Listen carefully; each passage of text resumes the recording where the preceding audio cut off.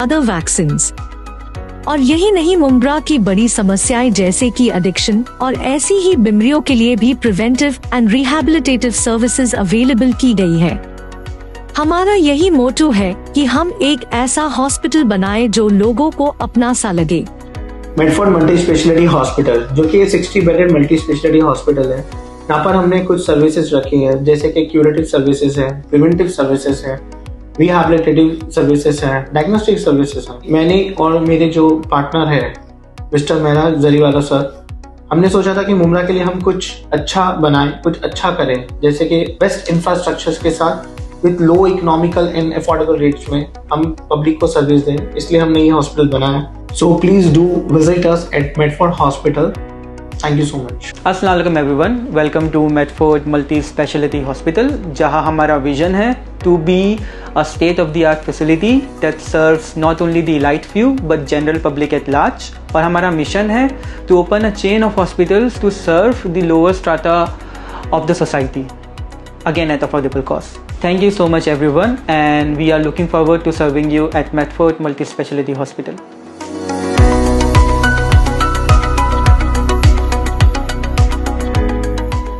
कि इस बहरूपिये को पहचानिए।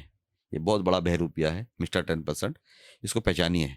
ये अगर हमने इसको सही तरीके से इसको टैकल नहीं किया, सही तरीके से अगर इसको हमने यहाँ से हटाया नहीं, तो मुमरा कौसा को ये बर्बाद करके छोड़ेगा, बर्बाद कर देगा पूरा।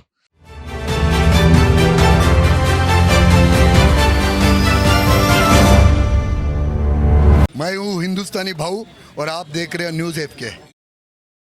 अभी आप देख सकते हैं जैसे हमारा MMLA का कब्रिस्तान है, आज माशाल्लाह वो 2.5 एकड़ का कब्रिस्तान जो है हमारे महानगर पालिका ने उसे मुहैया कराया, हमारे नगर सेवकों ने मिल करके उसके ऊपर 37 का मॉडिफिकेशन करके। एक्चुअली वो ज़मीन जो थी वो स्लॉटर हाउस के लिए थी, मगर चूंकि कब्रिस्तान की ज़रूरत थोड़ी ज़्यादा थी इसलिए वो किया गया। उसके अंदर कुछ थोड़ी सी कोताहियाँ हुई हैं, मैं उसके लिए मना नहीं करूँगा, और लोगों का बोलना जायज़ भी है इसके अंदर कि बहुत सारी कोताहियाँ उसके अंदर हुई। जैसे कि मट्टी की भरनी है, उसके ऊपर लोगों ने तहमत लगाई कि भाई ये मट्टी की भरनी जो है सही तरीके से नहीं हुई है। मैं आपको बता दूं कि महानगर पालिका ने उस कब्रिस्तान को बनाने में, चाहे वो मट्टी की भरनी हो, चाहे वो कब्रिस्तान की बाउंड्री हो, चाहे अंदर स्ट्रीट लाइट्स लगाना हो, चाहे वो पाथवेज बनाना हो, चाहे वो गुसल खाना बनाना हो, चाहे वहाँ पर उसका एक शेड बनाना हो, इसके लिए कहीं पर भी पैसा देने में कहीं पर भी कंजूसी नहीं की गई। महानगर पालिका ने अच्छे तरीके से अच्छा भर भर करके पैसा दिया। पहला टेंडर कॉल किया गया 2 करोड़ 83 लाख रुपए का, दूसरा टेंडर कॉल किया गया 9 करोड़ समथिंग के आसपास का था, उसके बाद में फिर 2 करोड़ का किया गया, फिर 4 करोड़ का किया गया। इस तरीके से 17-18 करोड़ रुपये अब तक के दिए जा चुके हैं। मगर चूंकि वहां पर जिस कंपनी ने वहां पर काम किया, शेवना कंस्ट्रक्शन, हम चाहेंगे कि वो कंपनी ब्लैकलिस्ट हो जाए, उसके पीछे हम लगे हुए हैं।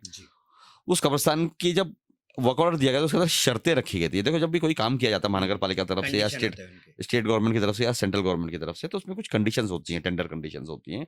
उस कंडीशन में यह था कि उस मट्टी को छान करके किया जाए, और आप यकीन नहीं मानेंगे कि उसका पर क्यूबिक मीटर का जो रेट है वो आप कैलकुलेशन नहीं कर सकते, इतना इतना बड़ा रेट हमने दिया था उनको।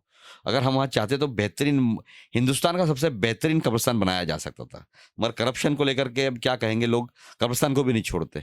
खास करके देखो, गैर कौम से तो मैं बोल नहीं सकता हूँ, मगर जो हमारे ईमान वाले भाई हैं उन लोगों को तो कम से कम सोचना चाहिए था कि कब्रिस्तान के अंदर हमको पैसा कमाना चाहिए क्या या नहीं कमाना चाहिए। फिर भी उन लोगों ने उसके अंदर घपला किया, करप्शन किए, और इस करप्शन का सरदार जो है मिस्टर 10% था।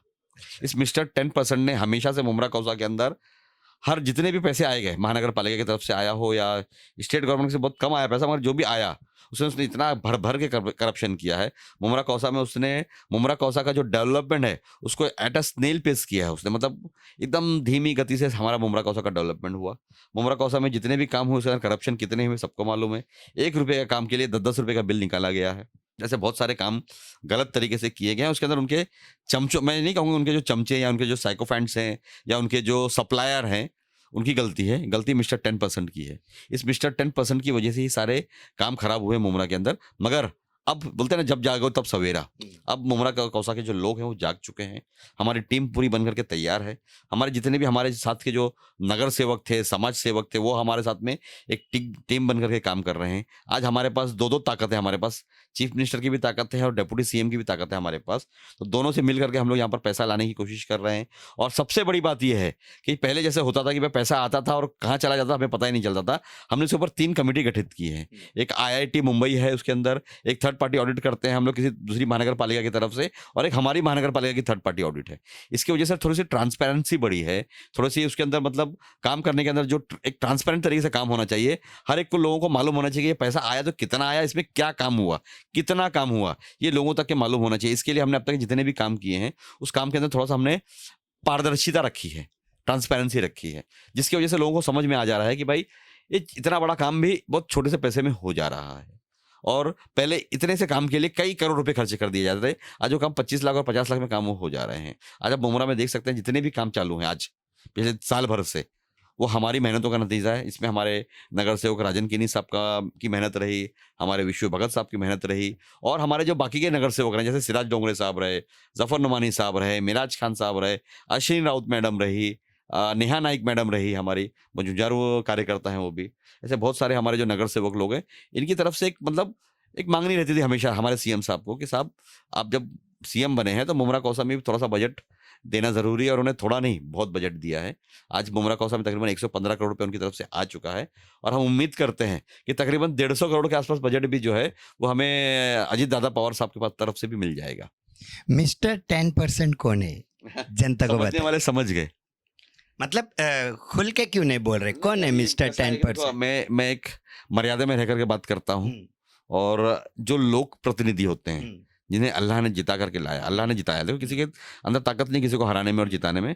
हाँ, किसी को हराना किसी को जिताना जो है सिर्फ अल्लाह की ताकत होती है, सिर्फ ऊपर वाले की ही ताकत होती है। तो अल्लाह ने उसको जिता के लाया तो उसकी इज्जत है, इसके लिए हम उसको ज्यादा कुछ नहीं बोलेंगे। इतना ही बोलेंगे मिस्टर 10% जो है उसने मुमरा कौसा को बर्बाद करके रखा है। जैसे कि जब वो कब्रिस्तान आते हैं जैसे और अंदर खड़े होते हैं तो बोलते हैं वो कि मुझे बहुत सुकून मिलता है कब्रिस्तान के अंदर, तब उनको क्या संदेश देंगे आप, किस तरह का सुकून मिलता है और क्या मिलता है? देखो आपको एक बात बता दूं, मैं आज 2014 से लोग कह रहे हैं कि हम एक बहुत ही बेहतरीन नायक की जगह, नायक समझते हैं, लीडर की जगह हमें क्या मिला है, एक्टर मिला है 2014 से।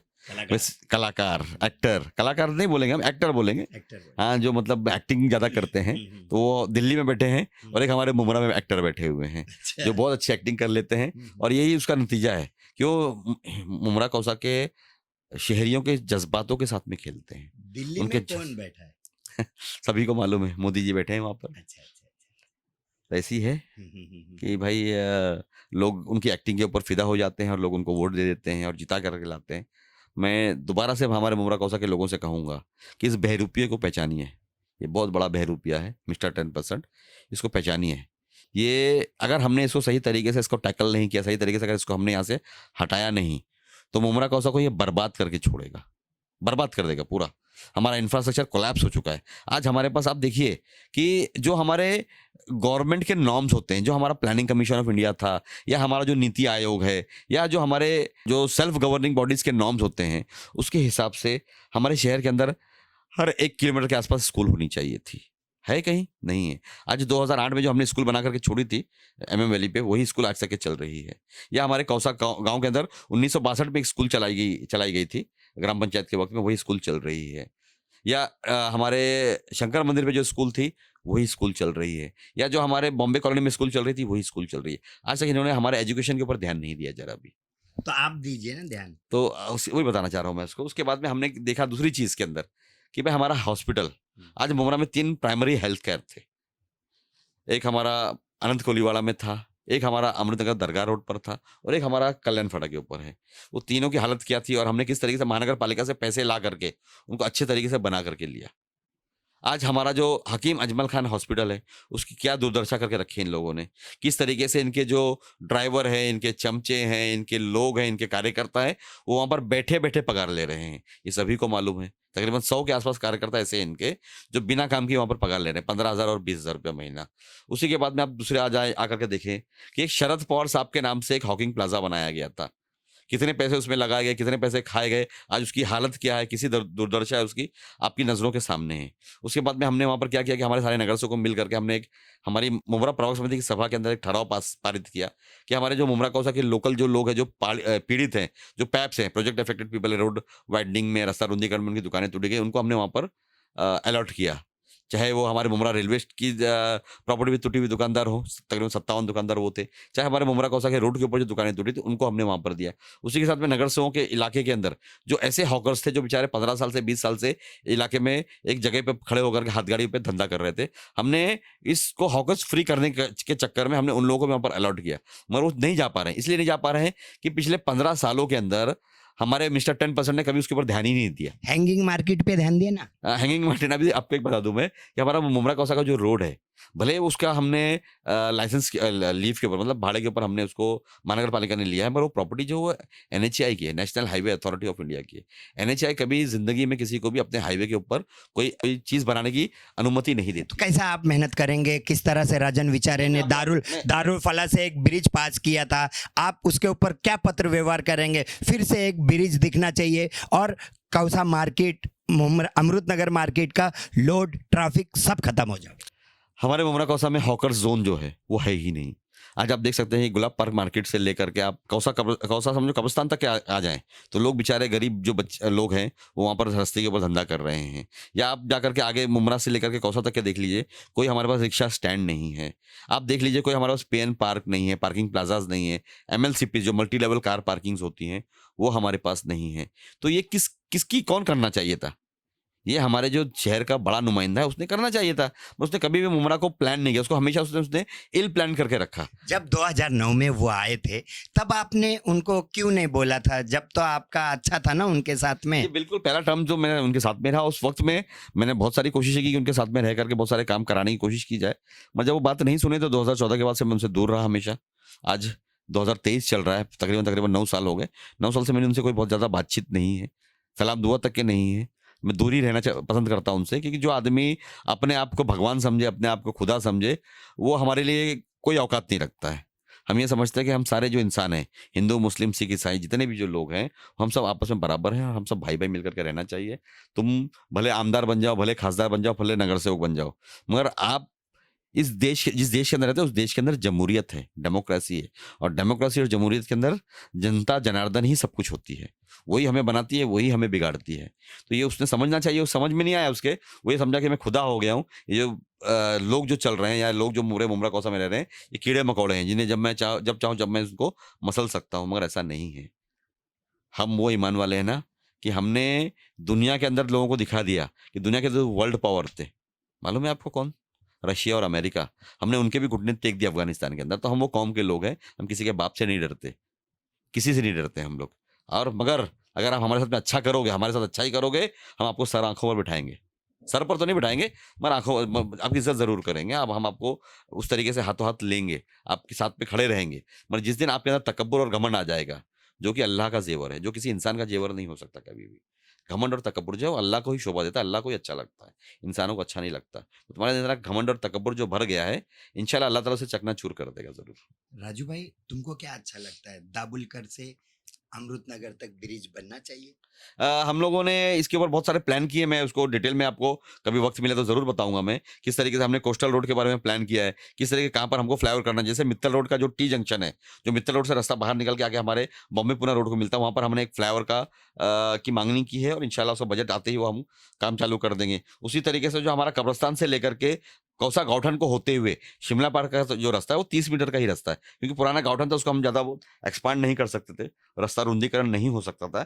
इसके लिए हमने एक प्लान किया है कि वहाँ पर भी एक ब्रिज का होना बहुत ज़रूरी है। ऐसे कुछ जगहों पर हमने कोस्टल रोड रखे हैं, कुछ हमारे जो DP रोड थे जो खुल जाएंगे अगर, जैसे अभी हमारा कादर प्लस का रास्ता है, वो अगर हमारे पीछे के मित्तल रोड के जो रोड है उसको अगर जाकर के मिलता है तो वो आने जाने में थोड़ा लोगों को आसानी होगी। चांदनगर का रास्ता अगर वो मिल जाए, शादी महल का रास्ता अगर वो मिल जाए, हमारे शरीफा रोड का रास्ता अगर वो पीछे जाकर के मिल जाए, तो क्या होगा कि लोग जो ट्रैफिक है ना वो थोड़ा सा उसके अंदर डिस्पर्सन आएगा, डिस्पर्स हो जाएगी। वो डिस्पर्स होने की वजह से क्या होगी, जो बॉटलनेक जो हमारे बन रहे हैं 3-4 जगहों पे, खास करके हमारा जो कौसा गांव का पट्टा है, चाहे वो आगे आप जाकर के देखें कि हमारा गुलाब पार्क का पट्टा है, चाहे उससे आगे आगे जाकर के देखें कि हमारा जो पारसिक टनल ब्रिज के ऊपर जो रेल आरओबी है, रेल ओवर ब्रिज जो है वो छोटा होने की वजह से वहां पर भी प्रॉब्लम है। हमने वहां पर भी वो किया है कि दोनों तरफ हम लोग 10-10 मीटर जो है वो रोड को बढ़ा रहे हैं, तकरीबन 30-30 फीट दोनों तरफ अगर वो हो जाता है। और फाइल गई है आगे, हमारे खासदार साहब उसको फॉलो कर रहे हैं। अगर उम्मीद है कि बहुत जल्द उसका अगर हमको परमिशन मिल जाता है, क्योंकि वो सेंट्रल गवर्नमेंट देती है, रेलवे जो है सेंट्रल गवर्नमेंट के हाथ में आती है, हम उसकी भी मांगनी की है। अगर वो जैसे ही हमारा परमिशन आ जाएगा तो हमारा जो रेल ओवर ब्रिज है, डाबोलकर के सामने जो ब्रिज आपने देखा होगा रेल के ऊपर जो बना हुआ है, उसके दोनों तरफ हम लोग 10-10 मीटर यानी 30-30 फीट हम लोग बढ़ा देंगे इंशाल्लाह। जैसे बहुत सारी चीजें, जैसे हॉकर्स प्लाजा है, हमने मुमरा कौसा में 4-5 जगहों पर हॉकर प्लाजा प्लान किया है। बहुत जल्द उसका भी अगर बजट आ जाता है हम उसको काम चालू कर देंगे। हमारे पास जैसे आप देखें, आप नॉर्थ इंडिया जाएंगे तो वहाँ पे MLCPs होते हैं, ground floor, first floor, second floor, third floor और फोर्थ फ्लोर के ऊपर पार्किंग प्लाजाज होते हैं, जिसे MLCPs कहते हैं, मल्टी लेवल कार पार्किंग। हमने उसका भी प्रोविजन रखा है कि वो भी हो जाए। हमने यहाँ पे कम्युनिटी हॉल के बारे में भी बात की है, हमारे खासदार साहब से भी, हमारे डिप्टी CM साहब से भी, अजीत दादा पवार से भी, कि साहब हमारे यहाँ पर कम्युनिटी सेंटर्स होने चाहिए। अब भिवंडी जाए 4,000 रुपये में हॉल मिल जाता है। आज मुमरा कौसा में किसी गरीब को अगर शादी करनी हो ना तो कम से कम 40 से 50,000 रुपये उसको हॉल के लिए देना पड़ता है। तो हम उसके लिए भी ट्राई कर रहे हैं, वो भी इंशाल्लाह बहुत जल्द आ जाएगा। उसी के साथ में जैसे हमारे यहाँ पे मुमरा कौसा में नशा बहुत आम है, मुमरा कौसा नहीं, आजकल तो पूरे देश में नशा बढ़ता चला जा रहा है। तो हम ये चाहेंगे कि वो बच्चे जो नशे के आदी हो चुके हैं उनको किस तरीके से रिहैब किया जाए, किस तरह से उनको वापस मेन स्ट्रीम में लाया जाए, किस तरीके से उनको इस नशे की जो जहर है इसे उनको दूर किया जाए। इसके लिए हमें रिहैब सेंटर की जरूरत पड़ेगी। तो हमने इस रिहैब सेंटर की मांगनी की है। हमने यहाँ पे जो ITI गर्ल्स हॉस्टल था उसको काम रुका हुआ है, उसको बहुत जल्दी से काम चालू करके उसको खत्म करने की कोशिश करेंगे। हमारे यहाँ पे एक आपने देखा होगा कि लाइब्रेरी का उद्घाटन हुआ था, जिसके लिए 2 करोड़ रुपया दिया भी गया था। 2 करोड़ में खाली जो 32 फाइलिंग करके छोड़ दिए और 2 करोड़ रुपया खत्म हो गया। इस तरीके से करप्शन किए गए। हम कोशिश करें कि वो लाइब्रेरी बन करके तैयार हो जाए। हमारे यहाँ पे जहाँ जहाँ पर अभी स्कूल्स के लिए जो हमारे रिजर्व प्लॉट्स हैं, उन प्लॉट्सों के ऊपर बाउंड्री मार करके जल्द से जल्द वहाँ पर हमको स्कूल चालू करने की जरूरत है, जिसके लिए बड़ा पैसा लगने वाला है। हम कोशिश करेंगे महानगर पालिका जैसे ही अमल में आती है, अभी हमारी महानगर पालिका थोड़े से खसारे में है, पैसा नहीं है उनके पास, मगर हमारा जो इस साल का बजट है तकरीबन 3840 करोड़ रुपए का बजट किया गया, 3841 का बजट है हमारा। जैसे ही वो बजट खुलता है हम कमिश्नर साहब से बैठ करके बात करेंगे। मुमरा कौसा में जो मूलभूत सुविधाएं, वाटर, मीटर, गटर, उसमें बेसिक एमिनिटीज के अंदर सबसे पहली जो चीज आती है वो हेल्थ एंड एजुकेशन आता है। तो एजुकेशन के लिए, स्कूल के लिए जितना पैसा लगे वो कर लें। हमारे जो हकीम अजमल खान हॉस्पिटल है उसको किस तरीके से जल्द हमको अच्छे तरीके से उसको चालू कर दिया जाए। हमारा बाजू में हमारा मौलाना अबुल कलाम आजाद स्टेडियम है, जो बहुत बेहतरीन एक स्पोर्ट्स कॉम्प्लेक्स है। मैं समझता हूँ महाराष्ट्र के अंदर ऐसे गिनती के स्पोर्ट्स कॉम्प्लेक्स होंगे। इतना बड़ा, इतना माशाल्लाह इतना अच्छा हमारा स्पोर्ट्स कॉम्प्लेक्स है, उसको किस तरीके से बहाल किया जाए, वापस वहाँ पे स्विमिंग पूल को सही कर दिया जाए, फुटबॉल का टर्फ डाल दिया जाए, जो हमारा 8 लेन सिंथेटिक ट्रैक है उसको सही तरीके से रिपेयर करके बना दिया जाए। हमारा जो बैडमिंटन कोर्ट है, वॉलीबॉल कोर्ट है, टेनिस कोर्ट है, मलखम है, कबड्डी बहुत सारे कोर्ट्स है हमारे पास, 28 डेडिकेटेड कोर्ट्स हैं। इस तरीके से उनको सही तरीके से बना करके वापस से